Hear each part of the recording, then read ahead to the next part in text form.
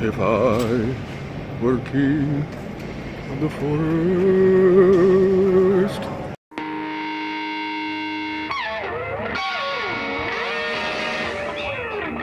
Okay people, welcome back to another Fwoosh Weekly. As always, I'm Robo, and today we're going to talk about some old shit. It can't be helped.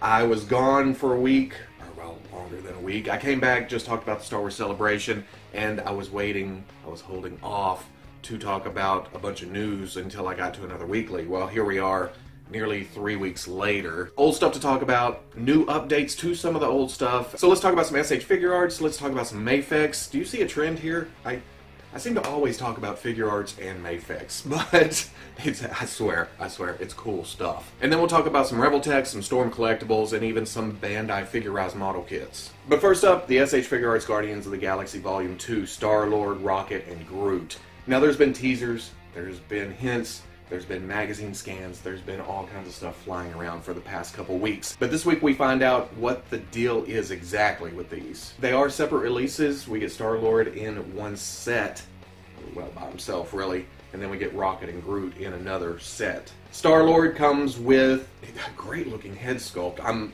really digging this. The face print technology worked out really well for Chris Pratt, which he is quite the handsome man. And then he's got an alternate head with the mask on for deep space exploration or whatever the hell he does out in space in the second movie. He comes with his two guns. He comes with several sets of hands, the figure, some hands, some accessories. I don't know where I'm going with that. I completely spaced on where I was going with that. It's a toy with stuff, okay. And then the Rocket Pack. He's a small figure, but he's kind of packed with accessories and at a lower price point. We'll get to all that here in a minute. But Rocket comes with 3 different heads. He has a neutral face, a smiling face, and then a screaming face. He comes with 2 weapons, and I do believe the hands are molded to the weapons here. Since it's such a small figure, I kind of dig that they did this. It's not like I'm going to have the guns laying around on the ground or using them with someone else. It'll be just for Rocket. So his hands being on those, perfectly fine with me. And I have to say, this arm cross pose that they have him in, perfect. I want this very, very badly. Now Rocket does come with Groot, or Groots. It has the naked baby Groot, and it has the Ravager costume Groot. Between the two bodies, I think there is 3 head sculpts. There's a frown face, there's a neutral face, and there's a smiling face. And those probably interchange between the two bodies. What I'm not liking about Groot is the clear stand, looks like his legs are frozen in ice kind of look to it. I'm sure they needed this for the figure to stay standing most of the time because it's such a little itty bitty thing. I think he measures it ½ an inch. So I can see the reasoning, but I just don't like the look of it. Now unfortunately, these are Soul Web exclusives. I don't know why Tamashii Nations keeps doing this, or Bandai. It's kind of a tease for the rest of the world. It's like, hey, people overseas can order them, but you can't. But for those of us who do want the figures, who don't live overseas, we can go to sites like Nippon Yasan, My Kombini, Anime Export, give them the money, we pay up front, they buy the exclusive, they ship it to us once it's ready. So, yeah, it's not impossible, but the prices do get a little bit higher when it comes to that, especially with overseas shipping. Star-Lord is running about $65, the Rocket running about $40. Not terrible for S.H. Figuarts. It could be a lot worse, so I guess I don't know what I'm complaining about, really. Now, Big Bad Toy Store did list Star-Lord this morning, coming with a Tamashii effects, a pink explosion type thing, which looks really good with the figure. It's listed for $85, but I don't see it being announced by Bluefin themselves. And everything releases in September. Keeping with the Figuarts and something else that has been teased for a long time, but we're just getting information today, in fact. Today is the day this goes up for sale, and it's the S.H. Figuarts Dark Knight Joker. Now I'm on the fence with this. It does look good, but it doesn't look right, if that makes any sense. It looks like a great Joker. He's got the big smiling face, he has the neutral face, and he has kind of a smirking face. Not really a big difference between the neutral and the smirking, but I'm going with it. I'm just riding this one out. They look good, they look well sculpted, they look well painted, but it doesn't look like Heath Ledger Joker. I don't know what they're doing here. The Batman looks pretty good. The Joker has always looked a little wrong. I thought when the promotional pictures came out, I would like it a lot better, but I'm not. But I have the S.H. Figuarts Batman on pre-order, and I need a Joker to go along with him. Were they counting on that? People are going to want the Batman, so we'll half-ass Joker and they'll order it anyway. Maybe it's one of those faces that are hard to capture? I don't know. Even the facial expressions don't really fit the Heath Ledger Joker. But other details do kind of reel me in, like the knives in his shoes.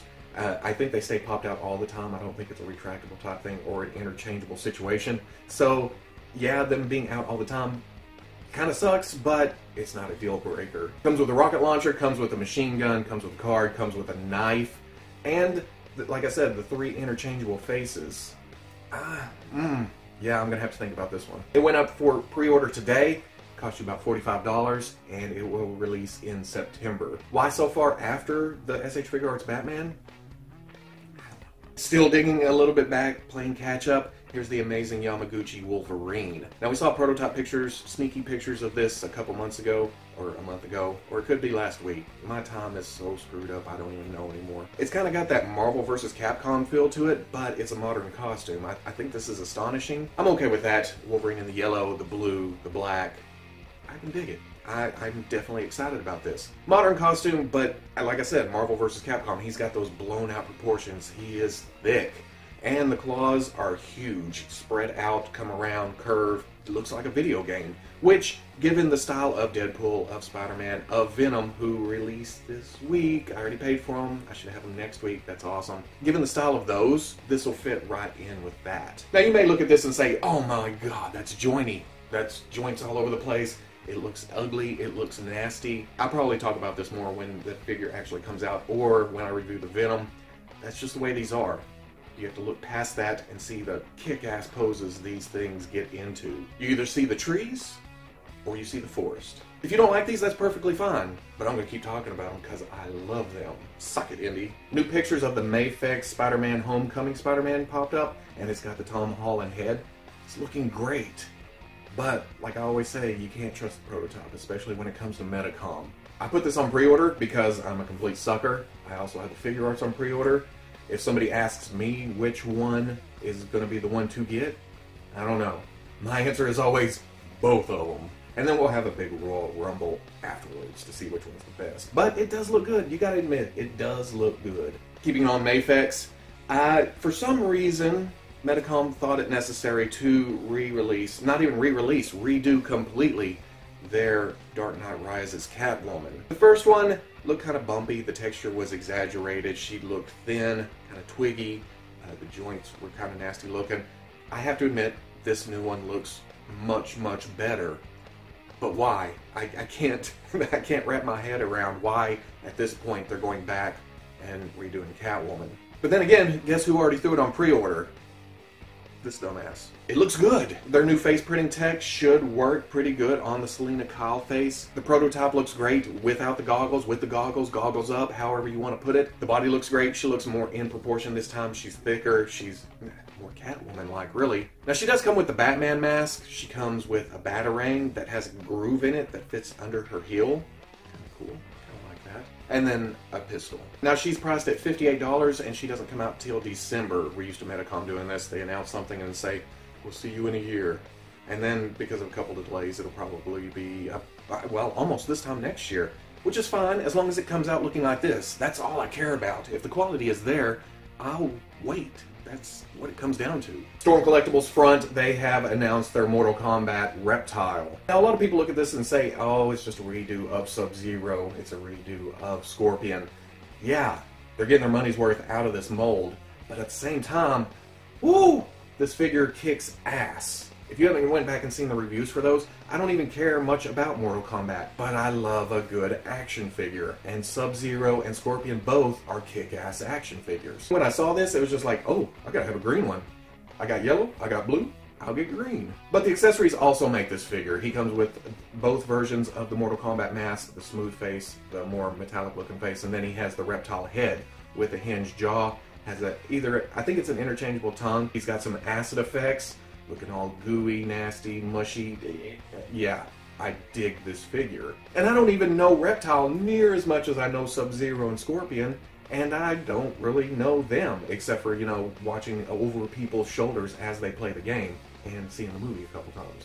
So Storm Collectibles, just putting out quality product, made me a fan of their toys. I can't wait for their next releases. Now this is set for a Q3 release. They don't give an exact month or anything, but that's fine, as long as it comes out. And it's listed for $50 on their website. And then finally there's a line that I'm into, out of. I have the Kid Buu, I still haven't built it. I skipped on the Dragon Ball Super releases.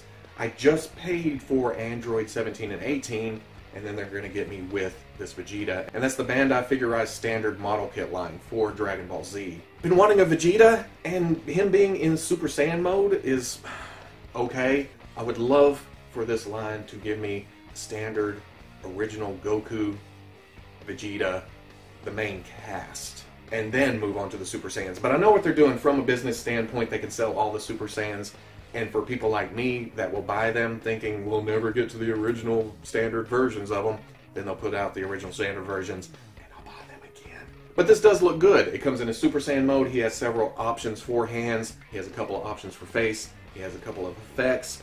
It's the model kit line, and their consistency is what I love most about this line. They're just like, hey, we started this way, we're going to keep making them this way, everybody's fine, everybody's good. And at least for me, not owning any of the Dragon Ball Z Figuarts figures, but seeing them in pictures online, I prefer these. I mean, it seems like the scale here fits a lot better across the line. Plus, they're releasing 2 figures at a time for 20 bucks a piece. You get the fun of a model kit, and yeah, you also get vehicles, which I'll get to in a second. Along with Vegeta, we're also getting Super Saiyan Trunks, who does have the option to be not Super Saiyan. I guess it's because Trunks isn't one of the main stay-fast characters for Dragon Ball Z. He comes in, does his thing. Yeah, he's a popular character, but he's no Vegeta, he's no Goku. So maybe that's why we're not seeing Vegeta and Goku with options for, you know, the black hair, the standard look. But he has the sword, he has the sheath, he has a couple of hand options, effects options, face options, and then, like I said, the standard purple hair look for Trunks. And then to go along with all that is the Time Machine. And the Time Machine is big enough to fit the Trunks figure into it, which is very, very cool. Also listed along with the Time Machine is the Husk of Cell. Any kind of addition to a vehicle like this is good in my book. Now the Time Machine will run you $54, but then Vegeta and Trunks cost $20 a piece. And they are also offering a deluxe set where you get Trunks, Vegeta, and some kind of clear base. There's no picture of it, it's just the description of clear base for the both of them. And that'll run you 40 bucks. So no extra cost to get both of them in the same box, or well, separate boxes and then a clear stand, however they want to pack that. And this is all releasing in July. Now, like I said, old news, I'm catching up from being gone to Celebration. And speaking of being gone, I'm going to be at Planet Comic-Con this weekend in Kansas City. I'm recording this, I'm editing it, I'm uploading it, and then I'm hitting the road to Kansas City because, yeah, I love Comic-Cons. That's what it comes down to. So I'll be wandering around, I'll be working a booth. You know the drill. If you see me, stop me, say hi.